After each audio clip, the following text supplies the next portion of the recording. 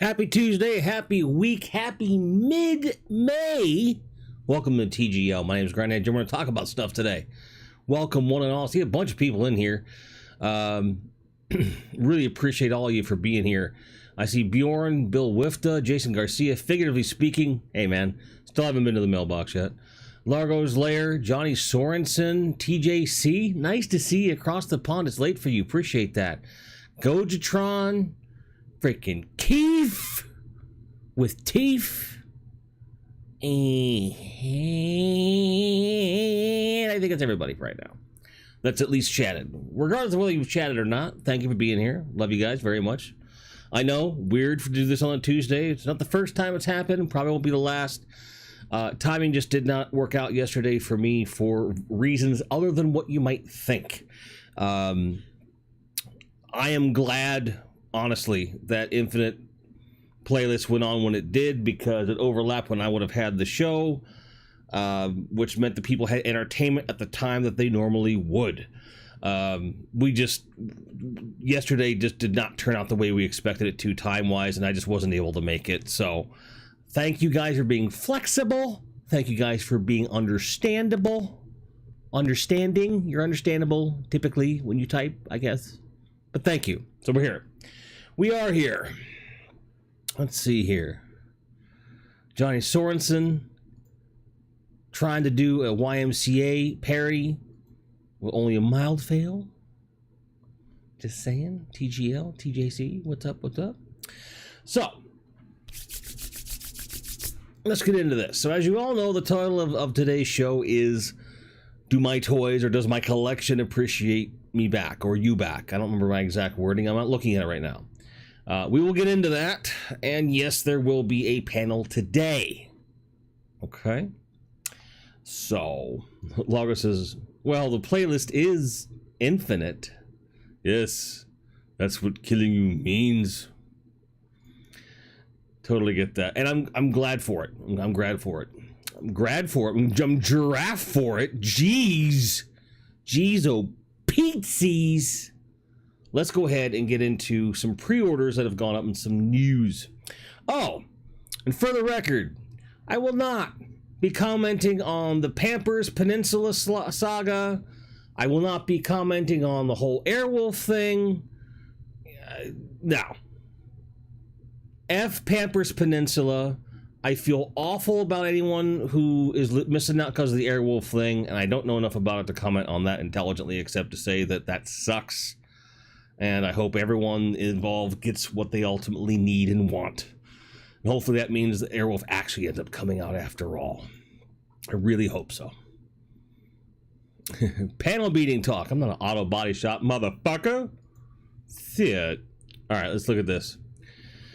So, for those of you that are late to the game, there is a 3 3/4 inch or 1/18 scale for the 1/18 scale Ecto 1 coming out. Pre-order still up, and for $60, I don't think it's too bad. It looks like there's a lot of detail in it. The figures aren't up yet. That's the part that's weird to me. But I went ahead and I pre-ordered it, and it looks like it might be here like next week. Like, it's coming fast. So if it's something you're interested in, go ahead and pre-order it. I don't know if this is going to sit on shelves or not, but this looks to be pretty damn cool. And even if you just want to put G.I. Joes in the Ecto 1, you can now. So William says, get it. There you go. So we also have from Boss Fight Studio in like the 5-inch retro figures, basically Superpowers ripoff style that Boss Fight does. And I'm not saying that to be mean. I'm saying that they do it really well. I saw Zorro. I know some Zorro fans out there. Just know this exists, and maybe get the pre-order if you want to. Giraffe says, hopefully those Ghostbuster figures will fit in it. I'm sure they've tested it. Have there been pictures? I don't know. I honestly haven't seen it. That's why I find it weird that the Ecto 1 goes up for pre-order before the figures. So we'll find out, I guess. Weird. Moving on here. This is not something that I pre-ordered, but it's really tempting. It's a reissue of the Space Seed Edition Enterprise. So it's TOS version, 1/1000th scale, excuse me. Looks pretty nice. It's got all the stuff on it, and it's pretty. I like the Enterprise, and it's one of those snap together model kits. You can put a little paint on there and some decals, and off to the races you go. So I remember these snap together kits when I was a kid. I saw this, I was like, this is cool. Back in the day, in my day, this would have been $20 at the store, and I probably would have bought one. But that is what it is. I may come back around to this when it comes out. If maybe it goes on sale, I might get one. But for now, nah, don't feel like it.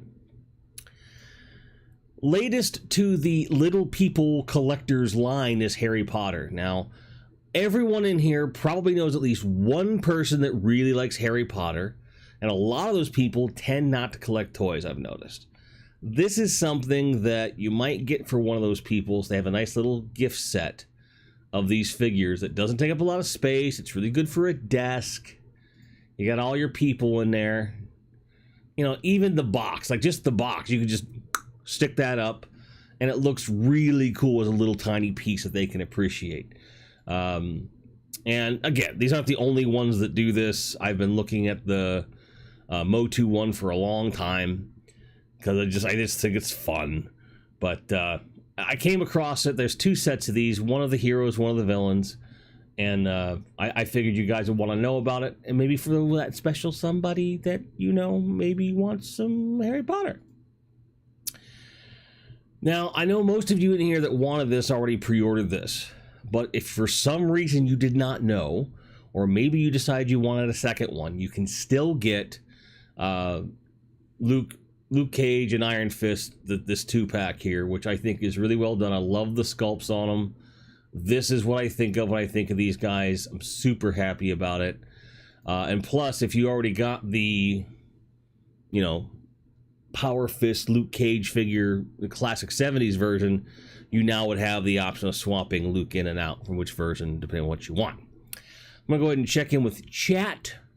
Check in with chat before I move on to some more recent stuff. So I see here, Johnny says, count on Hasbro to not care under deliver. I'm with you on that. Roman Carver says, mine's made out of cardstock. His Enterprise. Of course it is.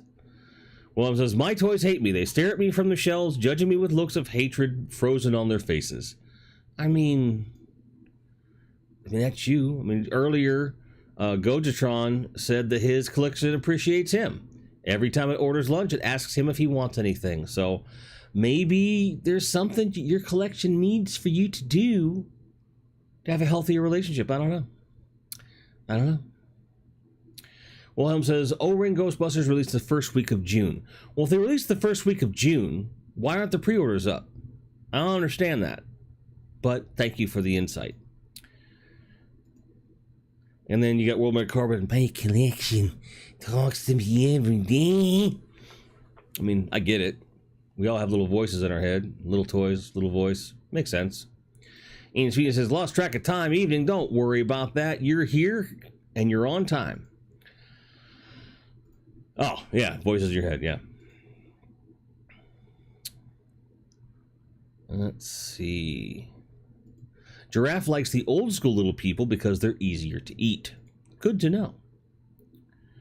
All right. So Bjorn wants the figures, but not the car. What can you do? I knew Largo would be excited for those Heroes for Hire figures, man. I knew that. I knew that. So we're going to get back to these pre-orders here, and this is one of those situations where they announced it this morning, the pre-order went up, and most of them already sold out, so don't shoot me. But they finally are doing a Studio Series 86 Bumblebee. Boba Hicks remarked earlier that the alt mode looks kind of ugly, but they probably didn't want to pay the Volkswagen license. I'm going to display him in robot mode because I've been wanting a Studio Series Bumblebee since I decided to collect the Voyager class. He's the right size. I managed to get a pre-order of him here and also on Amazon. I might have even ordered 2 off of Amazon, to be honest. So if someone out there that is a regular watcher of this channel, if you were wanting one of these and didn't know about the announcement because you were working or something and you missed out, let me know. We'll work something out to make sure you get to get that Bumblebee, because I know that if you started later or maybe you missed the boat on when they previously released them, you probably want them. I don't want anyone to get screwed. The same does not go for Springer. I did order one. I probably won't want him the more I think about it. I'm on the fence about him, but he looks pretty cool. It's a leader class, so he's a bit bigger. It's part of why I don't think I really want him. But there you go. Springer is a thing. Something everyone should want, and the pre-orders are still up, is the Steeljaw, which is the big cat Griffin type tape character for Blaster. I was really excited to see this. I never got a chance to have a Blaster or any of his tapes when I was a kid, but I do have Blaster now, and the fact that I'm getting tapes for him is really freaking sweet. So that is good to go. And I cannot close out a pre-order, section of the show, segment, if you will, without something really overpriced. And I've got you. Oh, have I got you. Here is a $3,099.99 life-size Michael Jordan life-size bust with his wingspan. 85 inches wide by 32 inches tall. Frickin' Michael Jordan, man. Like, what is going on? What are you supposed to use that for? Like, in lieu of like the rod in your walk-in closet, you just hang your clothes on it? What is this for? Who is this for? What is going on? It's insane. It is insane. So, that's, yeah, exactly. A really expensive washing line? Exactly. I agree. Bill Wifta, unsurprisingly, says ridiculous. Ridiculous. I agree that Grimlock is the strongest. I don't agree that he should lead, though. Okay, fine. He's a lion. I mean, I'm not lying when I say he's a big cat, though. Boing.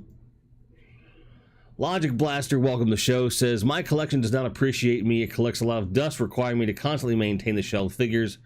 Oh, well, it's a chore that needs to be done from time to time. Fair enough. Fair enough. And Johnny says that this is a retool of the previous Bumblebee, which was better. So, that is a thing. These are all a thing now. But get them if you want them. Otherwise, it's that time of year where pre-orders start to dwindle a little bit and hopefully toys start actually showing up. Gojatron says, be careful. If you buy that Jordan, you'll have to take on all his gambling debt. I mean, you know, only half. Because you see, all right. Sorry about that. So, today's show, does your collection appreciate you back? So, I know you all are having a lot of fun with the title at the title's expense, and that's totally okay. But I want to start by saying something my dad said to me many years ago and many, many, many times during his life. And mine by, proxy, of course. Take care of your things, and they will take care of you. Okay? Take care of your things, and they will take care of you. So, when I was a kid, I seldom took my toys outside, unless they were specifically outdoor toys. I did not enjoy the idea of playing outside with my toys that had all these tiny little parts that were easy to lose. I had a few close calls with some things and broke some stuff when I was a kid. Most notably, my G.I. Joe glider that just went... just disintegrated on me after like 2 uses. We tried to use some tape, didn't work. It just never flew again, and it went away.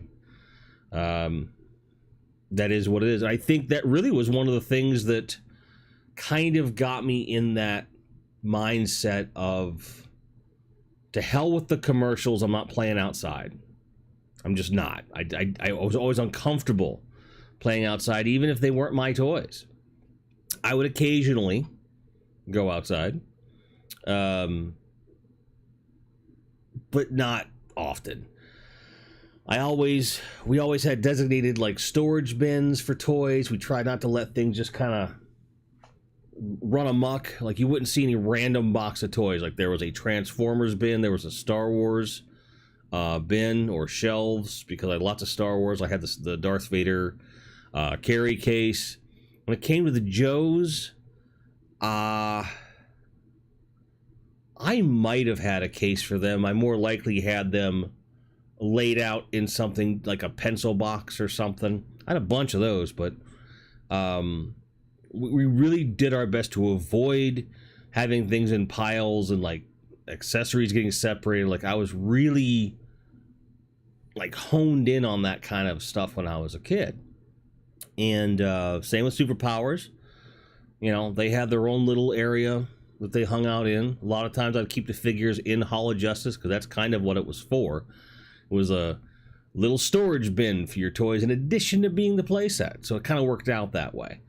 But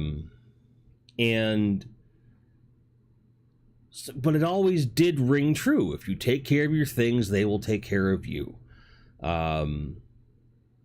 And I have the fondest memories of the toys that I took the best care of, because they were always the same. There was something about taking them out of the closet, off the shelf, what have you, and them just being fine. The consistency of it, the safety of, if I open that toy box and I go for that Nerf ball or that toy gun, or I go in the closet to get a snow speeder or whatever, there was a security in that. There was a consistency to be had there, a calmness, if you will.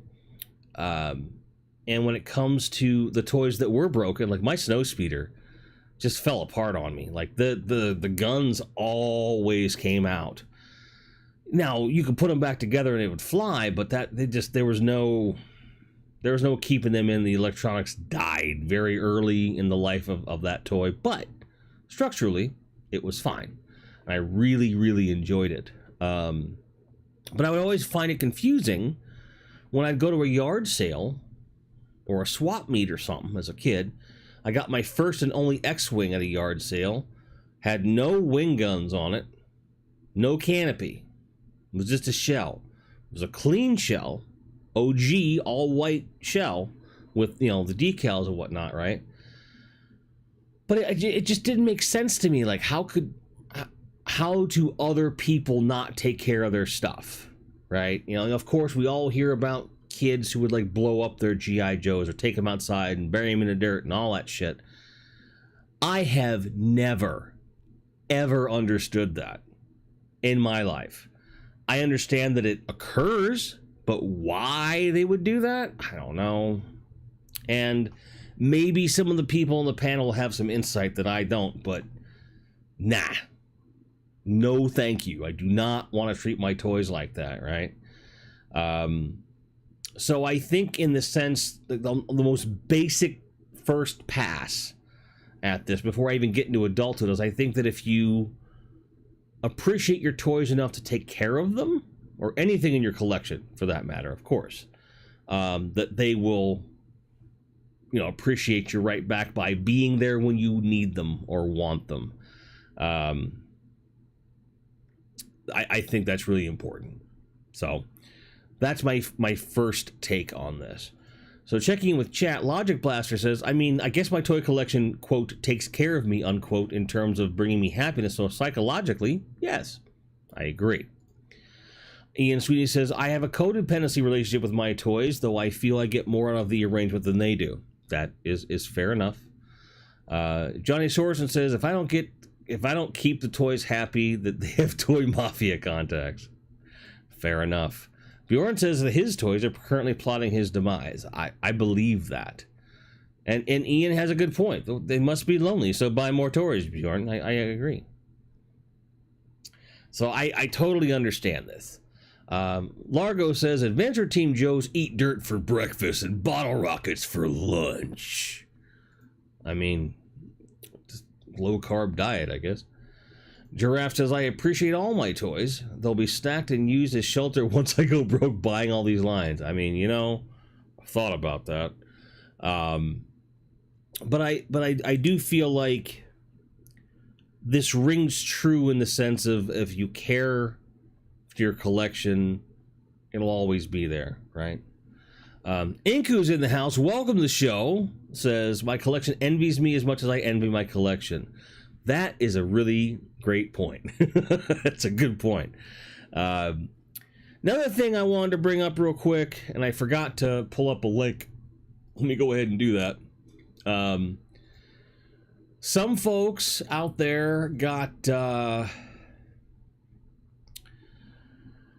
notification that the Power Rangers Lightning Collection remasters have been canceled on their pre-orders, and I was among them. I got them this afternoon. That means no Red Ranger, no Green Ranger. Everything else is already out. Now, I already had a Red Ranger because the new one was not going to have the guy's likeness in his face sculpt, which I thought was dumb. So I went ahead and bought an older one, which you can still get for a regular price. And as soon as I got the cancellation, I scrambled. I looked at the old Lightning Collection Green Rangers. They're going for kind of crazy money. And although I'm not really a White Ranger guy, I am definitely... The whole reason I want to get this together was because of the actor that played him. So I did pick up the metallic version of the White Ranger from the previous Lightning Collection line, which does have his likeness. That is that character. And it's something that, you know, if you've been collecting this line, go get one of the Red Rangers and go get one of these while you still can. You know, this is a third-party seller to sell them for $35. They went for about $30, $32, I think, in retail, so he's not gouging. It has that metallic that was a deluxe figure, right? But I went ahead and ordered it because I have been collecting this line for the last year to get all the Rangers and be short of the one that I wanted in the first place. And although I'd love to get my hands on a green one, would love to. If anyone comes across one at a reasonable price, let me know. I'll hop on that train. But I don't know what the fuck Hasbro's doing with this line. I realize they gave the license off to Playmates. And, you know, if Playmates puts out a really good Mighty Morphin line, I'd consider double dipping. you know, sell off the ones I have for a slight loss and then finance the newer ones, I might do that if it's really, really good. Like if they come out with like really perfect looking versions of the characters that have all their likenesses and everything, and then they have Zords at a reasonable price.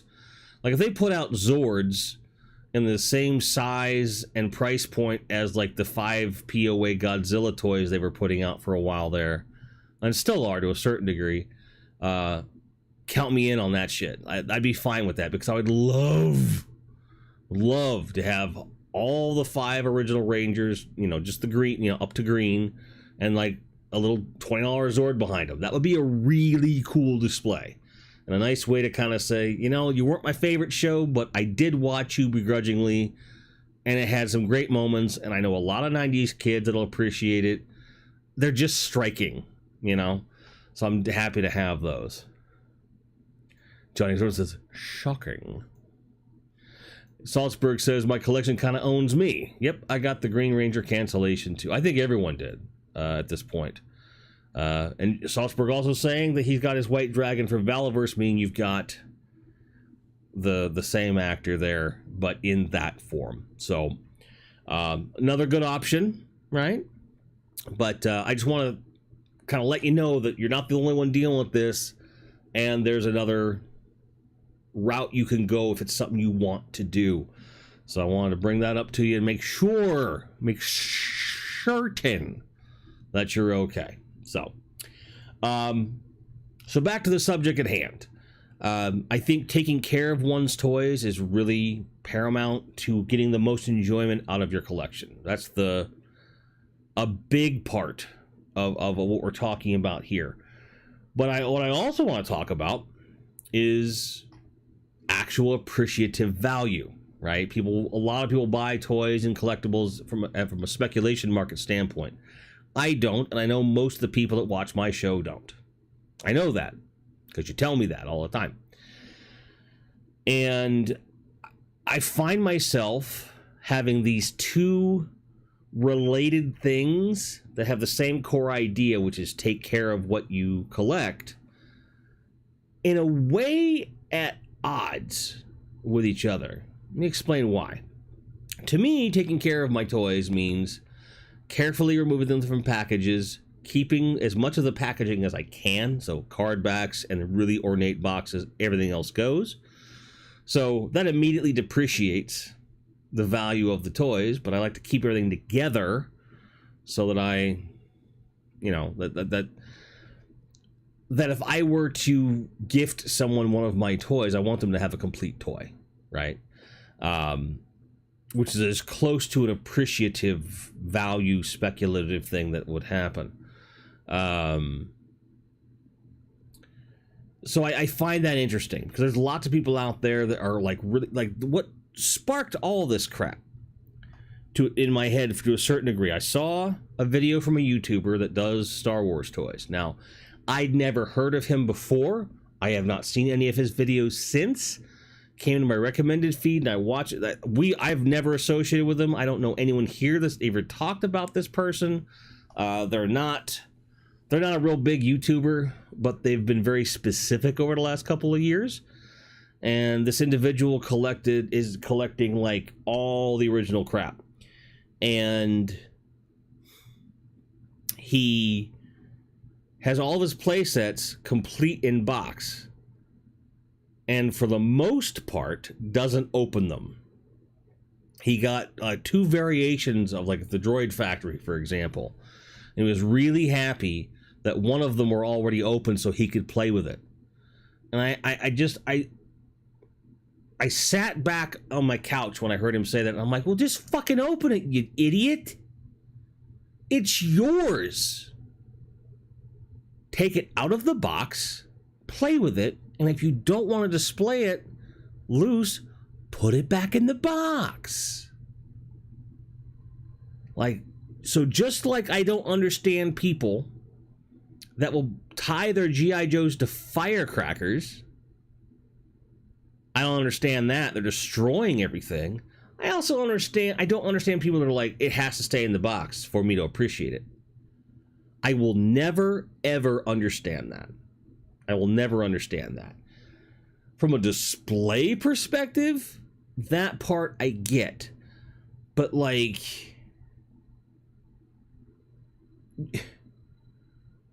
there's nothing keeping you from enjoying that except some perceptive thing about what the status of it is as a collectible, right? And I think that's the difference between a toy collector and a collector. I think of people that just collect toys in box, even if all they collect are toys, I treat them as just a collector, right? Because if they collected anything else, I'd have the same thing. The vinyl's got to be sealed. So, you know, it's... Now, I'm not talking down to anyone. Like, if you want to do that, that's fine. I'm just saying I don't understand the practice. I don't get where it comes from. So I've never had an explained to me what is so damn important about keeping that sealed and shut. And yeah, like Salzburg's saying, that it's speculation. It's like they're hoping to get their money back at the end of the day or at the end of their life or whatever. And I also got the distinct impression that this individual, like, it was like I just want to get them all. And he got this nice little YouTube room, and he has the entire Star Wars collection on shelves lit up with the boxes, but it's set up specifically to be a studio. Not like this, where it's set up to be a toy room that happens to show up well on camera. And I'm not saying that there's a right or wrong, but it's like, this guy's clearly doing this, and it feels short term. Like, he's getting everything, and then he'll decide on something else, and when he's had his fill, he's going to sell them and make a ton of money off, which, that's fine. You can do that. You're allowed to do that with your toys, right? I just don't understand it. So, I don't know. Yes, indeed. Johnny only collects sealed Clamato, but don't ever open it. I agree. So catching up a bit more here. Salzburg also doesn't see the point of keeping stuff in the box. Ian Sweeney says he understands keeping a nice box, but a nice toy needs to be out of the box and played with. I agree. Johnny says, I gotta destroy my boxes so they fit in the recycle. Damn boxes. Fair enough. Bjorn says, very few figures remain in cards or boxes in my collection. Only 2 at the moment, and on my Von Erich figures. Yeah, there you go. Like, over the last year, you've seen more and more of this stuff come out. And like that Action Force shelf with everything in the box really is painful for me, because I want them out and I want them posed. I have a few Action Force floating around, but you know, all this stuff just, ugh. In the words of the immortal Inspector Todd of Beverly Hills Cop, it makes my dick itch. I don't like it. I don't like it at all. PGM, welcome to the show. Hope your dick doesn't itch, my friend. It's good to see you. Says, in all respects, it's the individual who collects that way in respect. Yeah, exactly. It's... If it makes him happy, that's fine. I just don't get it. Ted Miller says, I sing Born Free every time I open a toy. Fair enough. Ian Sweeney says, the only boxes I currently have are a few unopened yet figures. My one Funko, which I display in box, and the Origins Grayskull. Fair enough. Fair enough. Mulvor says, life is too short not to open your figures. I 100% agree, especially if it's modern toys. Like that is even worse. A vintage toy, it's like, you know, there's only so many sealed ones in existence. I understand that. Like, I get that. I understand that. But here's the thing.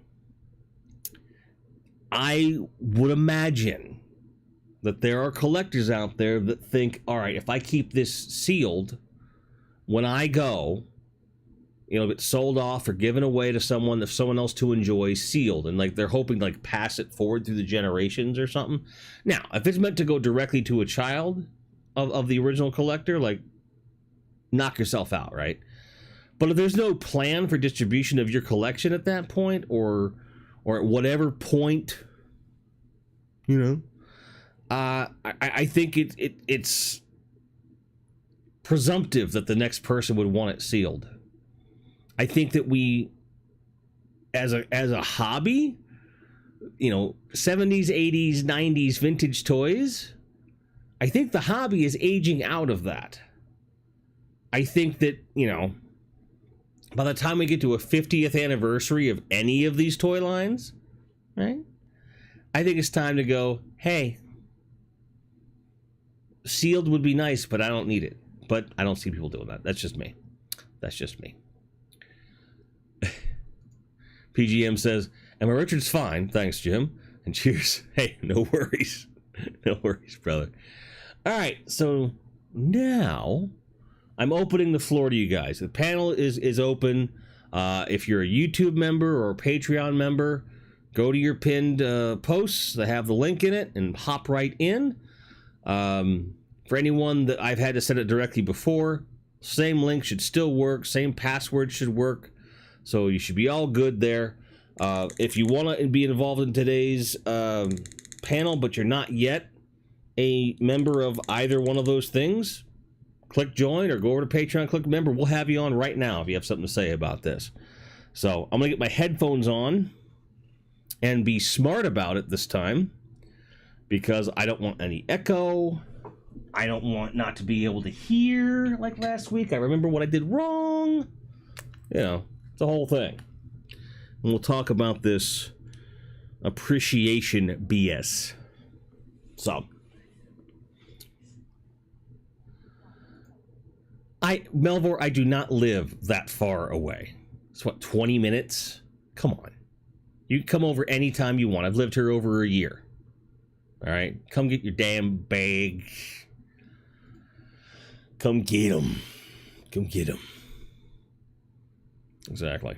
So, I have everything ready to go for you guys. I will switch over when the time is right. So, but did you see what I'm saying? Like, you start with the idea of taking care of your toys when you're a kid, then it moves over into, you know, collecting it, and now I think that goes, there's an obsession to condition. Like the thing has to be in like this pristine condition.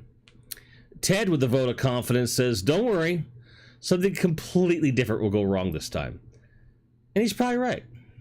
Go-to-tron's at work, so no panel for him. That's fair enough. Sorry about that, pal. I'm trying, bro. I'm trying. But Johnny Sorensen says, across the Great Plains of Texas, a man who wanders on... Oh, wait. Across the Great Plains of Texas, a man wanders on a quest for the mythical bags. Melvor, the Sack Man. Yeah, that'd be cool.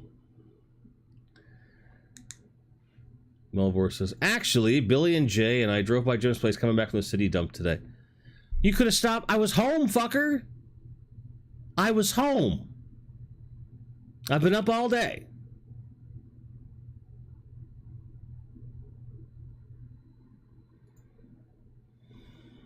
What's wrong with you? What's wrong with you? Think I wouldn't have appreciated the visit and give you your bags? The audacity. The audacity. No, I'm just kidding. That's cool, though.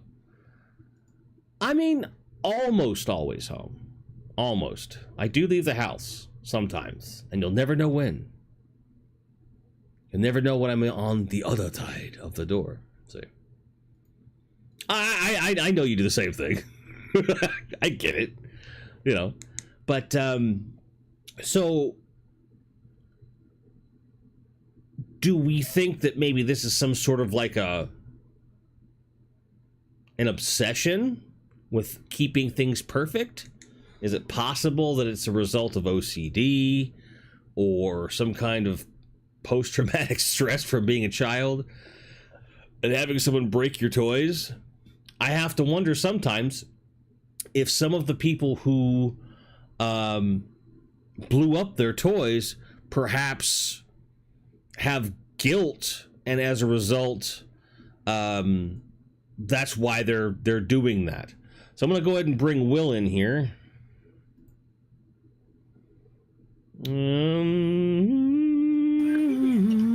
Oh, he said 1 second. Well, you can have 1 second anyway, so, yeah.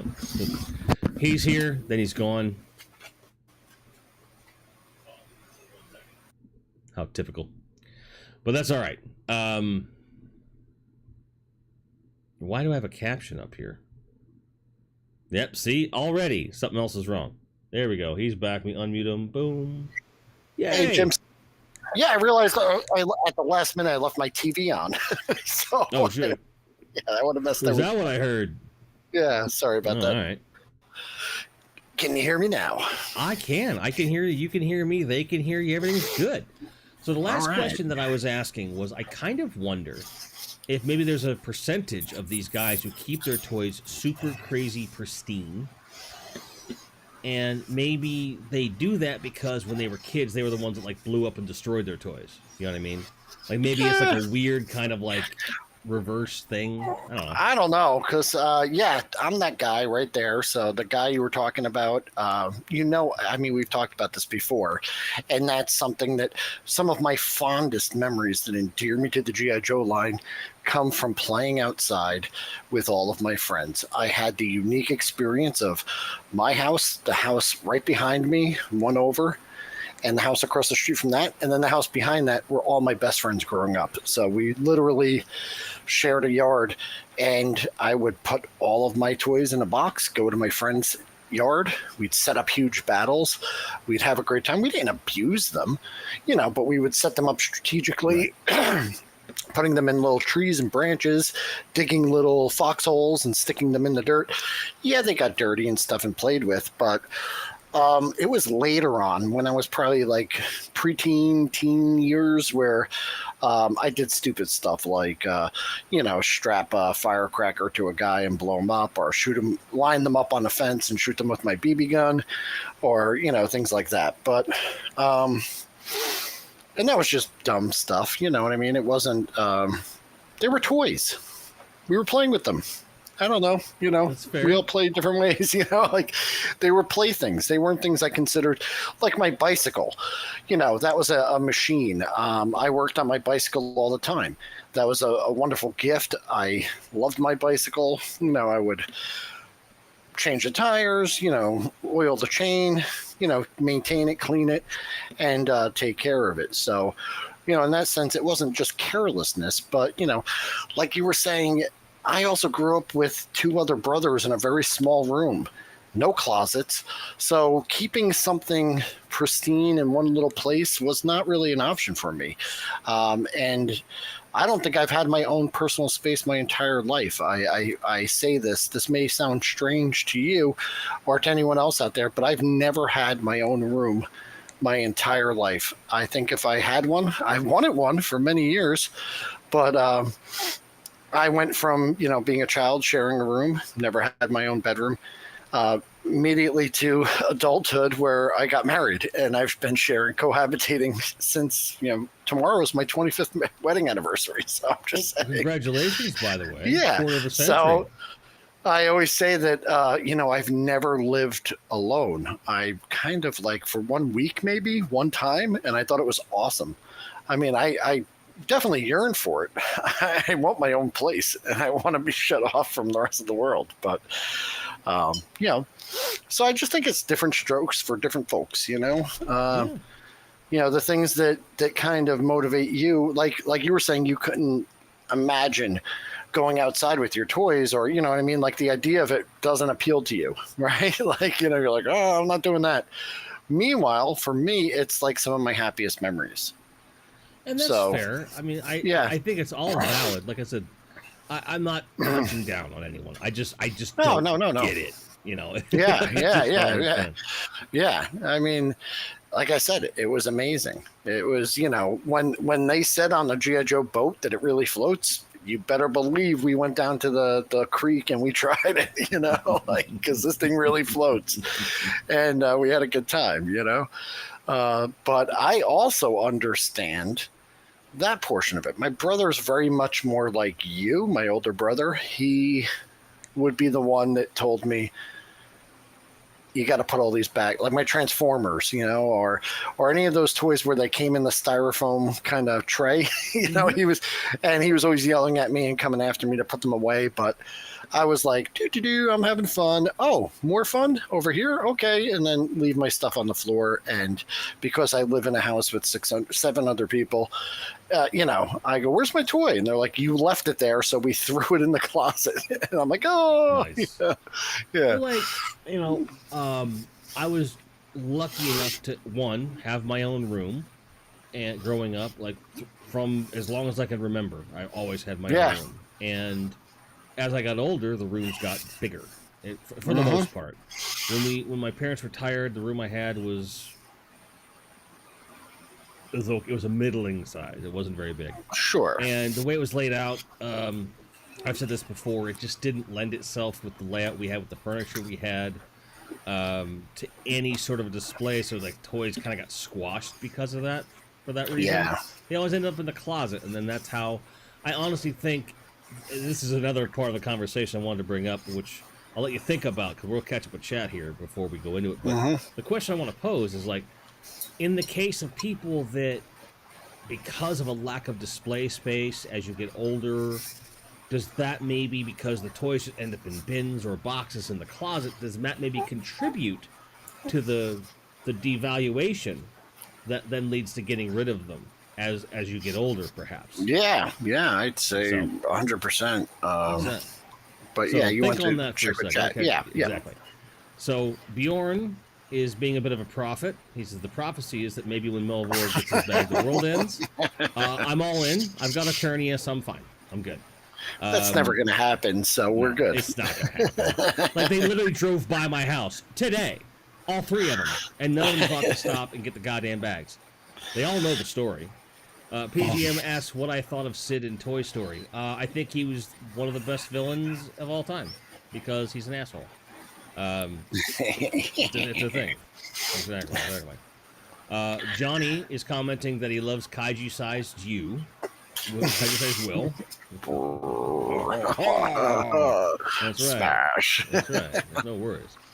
But Gojatron, I love this. He said, I took my Mego toys outside once when my friends came over.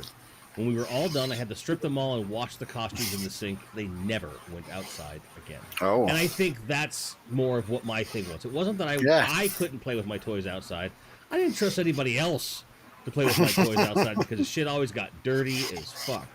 Yeah. So that's the thing, is possessions, even for me as a kid, it was just always, everything was ours. I think we talked one time about having a video game system. And the first time I was an adult and I played a video game system and I didn't have to take turns or share it with my brothers or sisters, I was like, wait, I could just sit here and play? I get all the turns? This is amazing. It was nuts, because growing up we had the Atari, we had the Pong console, we had the ColecoVision. Those were always family systems. But then when I got a Nintendo in '89, that went straight into my room. I already had a TV. And I was like, you're kidding me. I can just sit and play. It was kind of you ever see Half Baked with Dave Chappelle? He just takes this note and hands it to him. He says, all right, 1 pound of marijuana. And they're like, sign this. And I can take it. And he's convulsing at the thing. That's how it felt when I got my Nintendo in my room. This is just mine? It was incredible. So, maybe that's why material possession, things don't really mean, not that I don't care for them, because I love them, you know what I mean? But I love the memories, I love the experiences, and I love that part of it more than I'm not going to just take something and fling it. But, if it was between, even someone I don't like that much and a toy, I'd probably just pick the person. I don't know. Because we just shared everything. It was I told you, we used to capitalize on it, though, because my brother wasn't really even into G.I. Joe, but he'd hook me up because my mom would say we could each get one, and he'd go which one do you want? And he'd get it. And then pass it to me, because and then I'd owe him one. You know what I mean? So my brothers are great. Now, as an adult, does he ever hold that over you? Look, man, you got all those G.I. Joes. No, I'm telling you, I was a little spoiled by my brother. I was the youngest one, and they always took care of me and always hooked me up. Man, they were always the best. They still do it to this day. They're great. That's awesome. You gotta love that, right? And my sister was, one, a sister, and two, 4 years older. Yep. So, like, hand-me-downs weren't really a thing. Like, no. At one point when I was, like, maybe first grade, at the oldest, she really wanted to play, like, Barbie all the time. She was so young to play Barbie. And I'm like, I don't want to play with all these girls. So my sister pleaded to my mother to get me a Ken doll so that we could... And she did. To her credit, she did. And Ken did not stay with my sister's Barbie stuff. Ken stayed in my room because I didn't want her to messing with Ken. Yeah, this is for me. God damn it, I'm gonna have one. And for the record, my wife, as we all know, collects Barbie now. Not one fucking Ken in this house yet. Not a one. Okay. And I'm just, listen, you know, I have a much younger sister. She's about 6 years younger than me, and likewise, you know, because my brothers and sisters always took care of me. I always took care of her, so I know every Care Bears. I would watch them. Rainbow Bright, Care Bears, Princess of Power, She-Ra. I was not into it, but I would do it with her and play with her, because it was just a nice thing to do. My friends would come over and I'd be like, "What are you talking about? I don't play with Care Bears," even though I know every word to the cartoon. Yeah, I never, like, I didn't mind Smurfs. I love Care Bears and stuff, and but it was a point of contention, right? There were some toys that, like, you just hide them away from your friends. Oh my God, what was that? Cricket, the talking doll? It was like Cricket. She was like you put a tape in her back and she talks. Yeah, and we thought we were hilarious because we put like Metallica in, and then like she'd be we should be banging her head. My sister would cry. It was fun. Oh, that's the thing. Is I really truly wish that that was. Yeah, so someone's saying I might be quieter, so I'm going to check something real quick, like, make sure that's not the case. Oh. I'll fix it. So sorry. No, I did not get any hand-me-down clothes from my sister. Thankfully, our builds were always different. No. Okay, I'll tell you one really funny one about clothes, because I obviously hand-me-down clothes my whole life. I have two older brothers, right? One's 2 years older than me, one's 4 years older than me. So, but one time I grabbed a pair of jeans out of the hamper, the laundry area, whatever, and I'm in high school. I go to put them on, and I get up to like, where you're.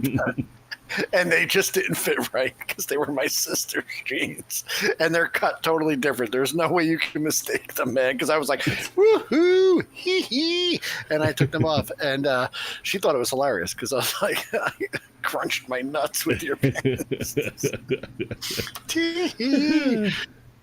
Never made that mistake again. Ian Sweeney said that he was a city boy when he was much younger, so there's no nearby creek for him, but his Action Force Q4 saw deployment at bath time. Oh, I love doing that. I was always afraid I was going to lose something down the drain, though. So I would neurotically search the tub, even though I had everything. I was like, yeah, but there might be some bit in there that's going to go down the drain, and it would give me anxiety. Yeah, exactly. And it's Salzburg says you went up an octave in those jeans. Oh, yeah, I did. I was like, woohoo. I was like, nope. These don't fit right. PGM's on your side, by the way, says that you get it. I don't get it. Look, man. My thighs and my butt were always disproportionate to the rest of me. Like there's not a cut of jean that my sister could wear that I could wear. Oh, even there was it just even not, close. Yeah. No. Yeah, I think my sister could still beat me up when I was like 14. Probably it was probably a little after that I got bigger than her and I was able to pack her. She was still bullying me.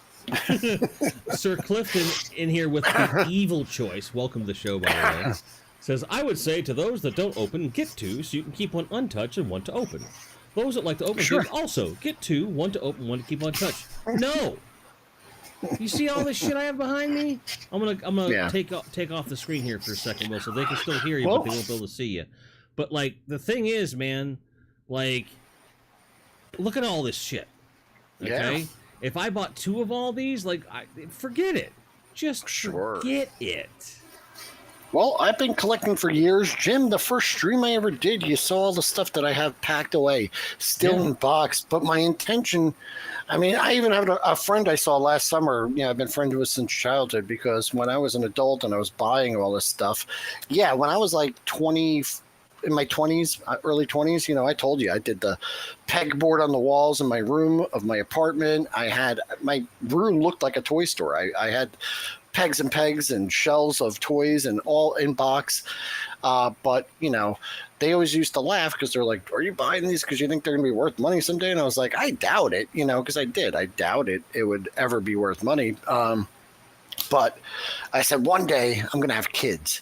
And one day I'm going to tell my kids, hey, go up in the attic, and they're going to open up and see all these toys. I'm going to say, go for it. Just open them. Have fun. That time did come, but my kids just looked at them and went,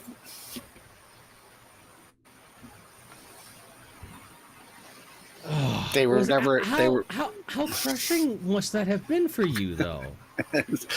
I'll tell you, my son was into it. We just had this conversation the other day because I got him into G.I. Joe, but he was only like 4 or 5. But, I built him this Cobra temple base out of cardboard, and he loved Cobra. He didn't like G.I. Joe when he was a kid. My son's evil, man. He always likes the bad guys.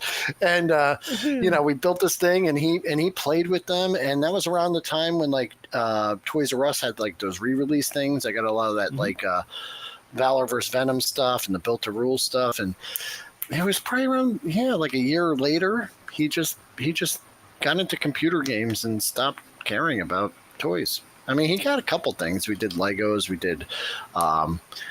He liked the. Oh my God! Why can't Zoids?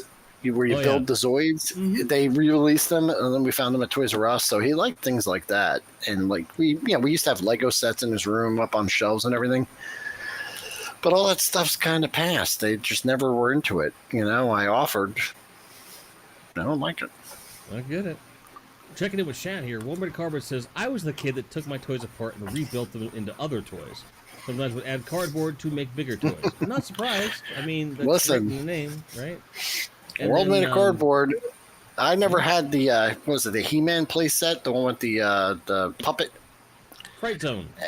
Fright Zone, and I made one out of a shoebox and a sock, and that was my Fright Zone, and I loved that playset. That was like I got much use out of it. Yeah. Did I ever tell you my Death Star story? Have you heard this one? No. What'd you say? My parents unpacked like some lamps or something. It was well after we'd moved into this house, and they didn't have the box. It was a nice, sturdy Mayflower moving box. It was really. Back when moving boxes actually had some heft to them.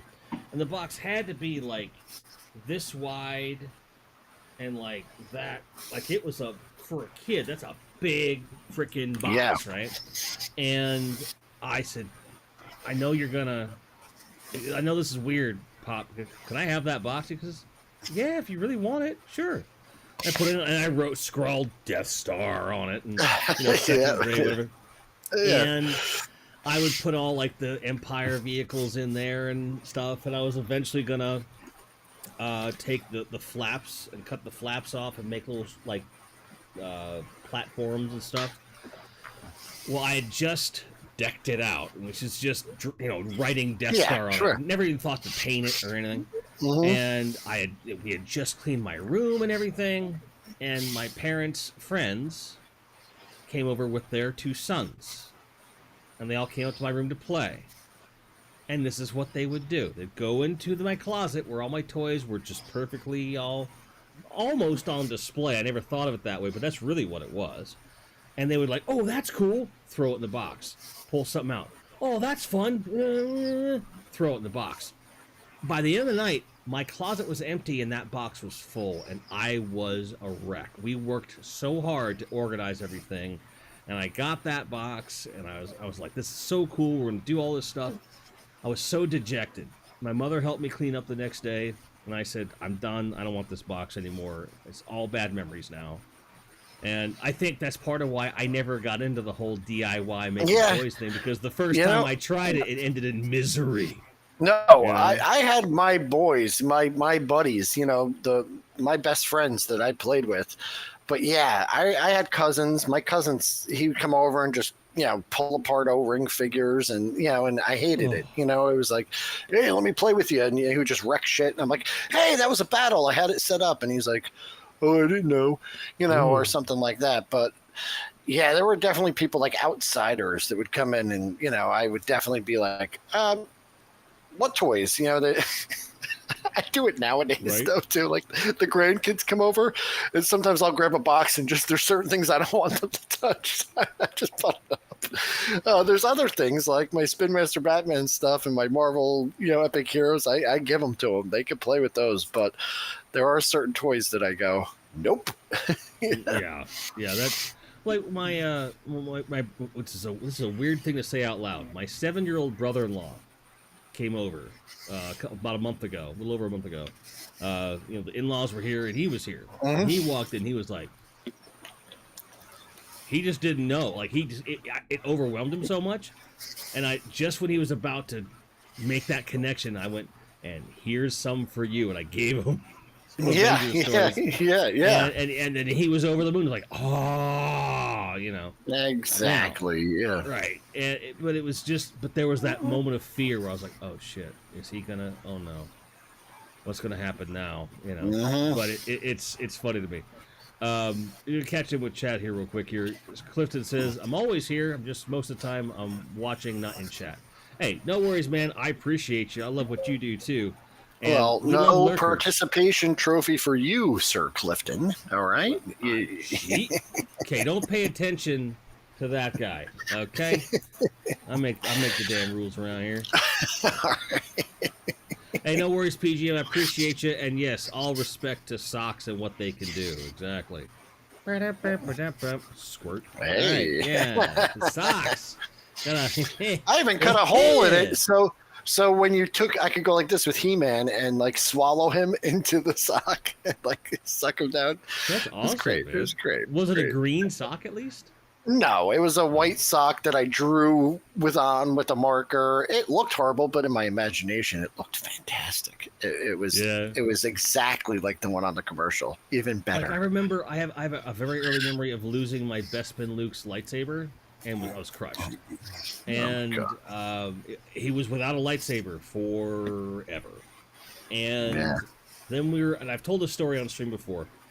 Well, we were at some restaurant somewhere, one of those dimly lit joints, and my aunt had a cocktail, and it had like the fruit, it had the little sword, the little rapier sword, rapier, whatever. Oh, I love those. Yes.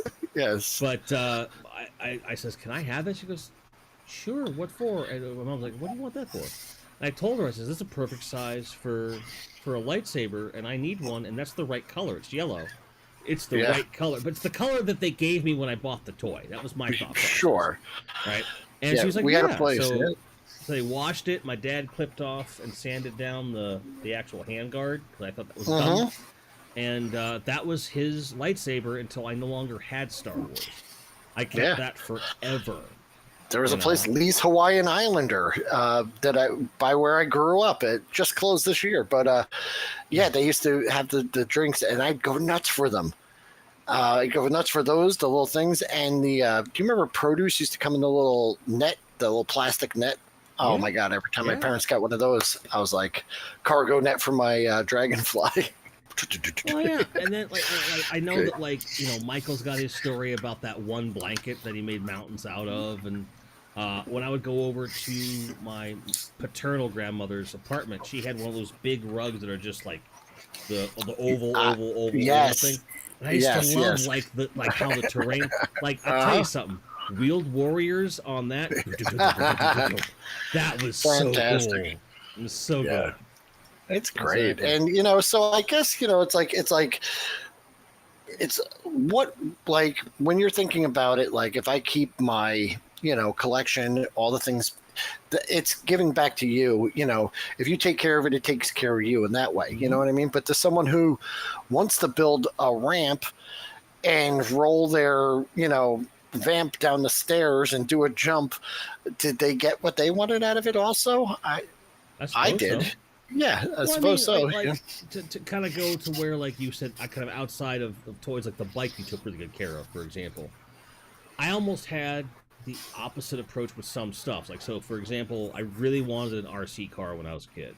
And the only one that was cost attainable, and it was also the one I really wanted, at least I thought I did, was the Tyco one that came out. It was like it was the first, like, here's one you can get for like $50. It's not going to break the bank, right? But there's a reason it's not going to break the bank. It's a little fragile. It's all plastic, not metal parts. That's why it cut costs. And my dad, woodworking son of a bitch that he built a ramp for it. It was about, I don't know, about that wide, nice incline on it. And it was made out of like this smooth, like scrap panel board kind of stuff. But it was sturdy as fuck.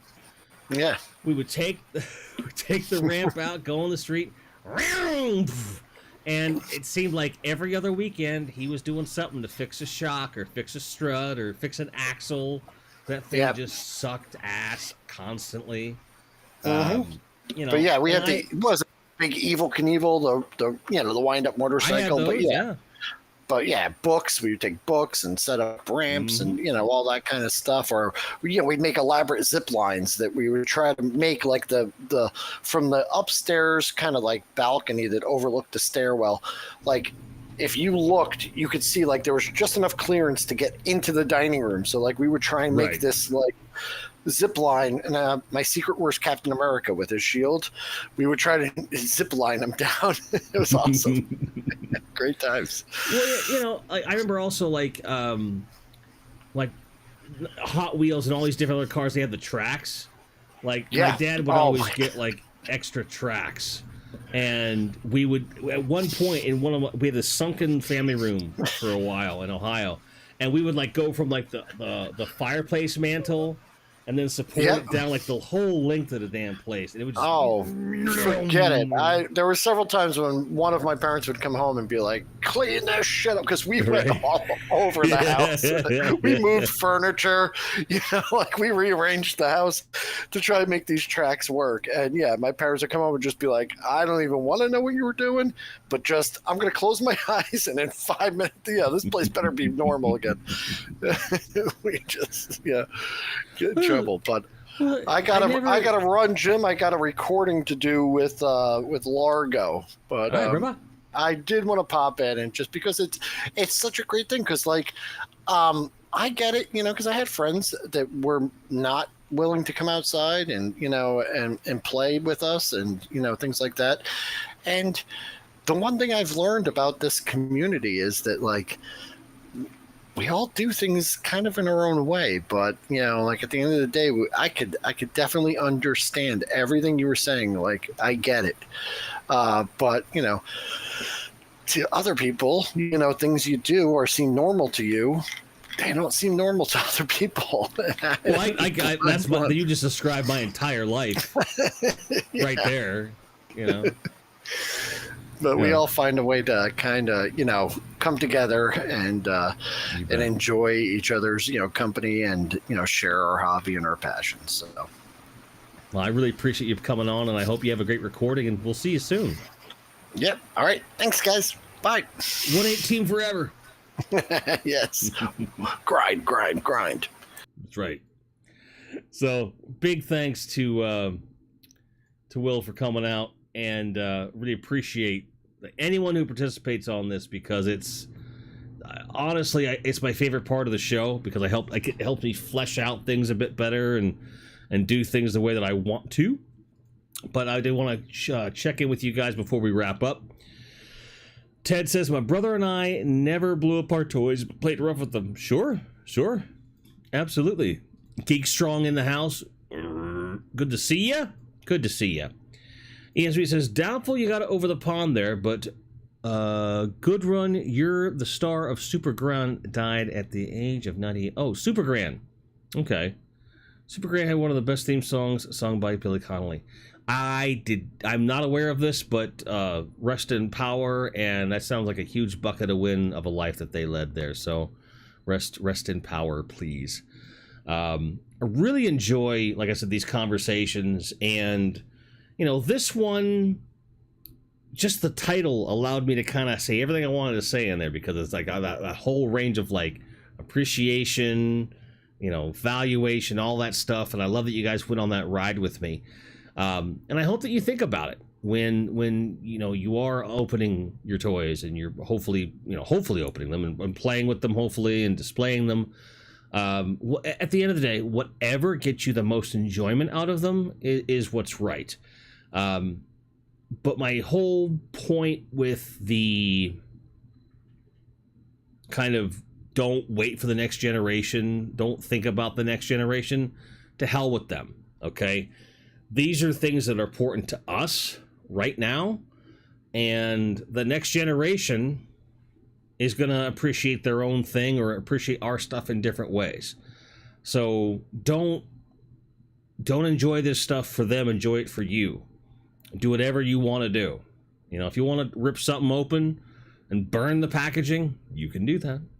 I don't care how old it is. You have every right to do that. With vintage toys, especially if the box is in good condition, maybe sell the box if you don't want it. Because that, one, you're going to get some return on your investment. And two, I don't think we should, you know, with vintage stuff, I want to keep as much of it intact in the world as possible. But if you want to open that toy, you open the damn thing, and don't let anyone tell you different.